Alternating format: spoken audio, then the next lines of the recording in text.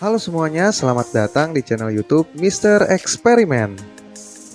Di video kali ini, kita akan membahas tentang pengertian gelombang laut, penyebab dan proses terjadinya gelombang laut, klasifikasi gelombang laut, dan juga pemanfaatan tentang gelombang laut. Tapi sebelum itu, jangan lupa klik tombol subscribe untuk membangun channel ini, dan jangan lupa aktifkan loncengnya untuk update video terbaru Mr. Eksperimen. Gelombang laut. Gelombang laut merupakan perpindahan energi yang ditandai dengan adanya fenomena naik turunnya air laut dengan panjang dan periode tertentu. Gelombang laut secara sederhana digambarkan seperti grafik sinusoidal yang memiliki puncak dan juga memiliki lembah untuk mempermudah perhitungan tinggi gelombang, panjang gelombang, periode gelombang, dan kecepatan gelombang.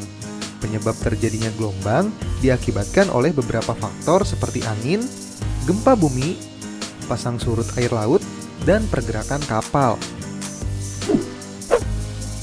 Penyebab dan proses terjadinya gelombang laut. Angin merupakan suatu aliran udara yang disebabkan oleh adanya perbedaan tekanan udara. Angin bergerak dari tempat yang memiliki tekanan udara lebih tinggi ke tempat yang memiliki tekanan udara yang lebih rendah. Pergerakan angin tersebut akan menyebabkan proses terjadinya pergerakan pada air laut. Energi dari tiupan angin dipindahkan ke permukaan air laut sehingga membentuk suatu gelombang. Tinggi rendahnya gelombang yang diakibatkan oleh angin tergantung pada kecepatan serta kekuatan angin yang mengenai permukaan air laut tersebut. Gempa bumi. Gempa bumi merupakan sebuah getaran yang terjadi di permukaan bumi akibat dari pelepasan energi dari dalam bumi dengan secara tiba-tiba.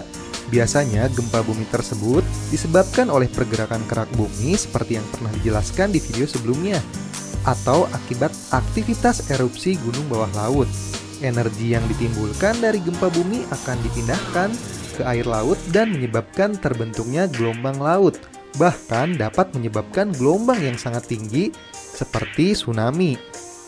Tinggi rendahnya gelombang laut ini tergantung dari energi yang ditimbulkan oleh gempa bumi tersebut. Pasang surut air laut.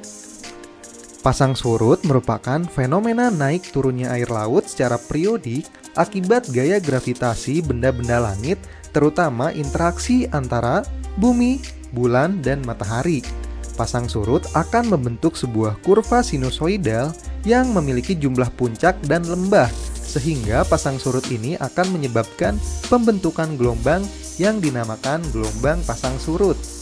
Tinggi dan periode gelombang tersebut tergantung pada tipe pasang surutnya. Gelombang yang disebabkan oleh gerakan kapal.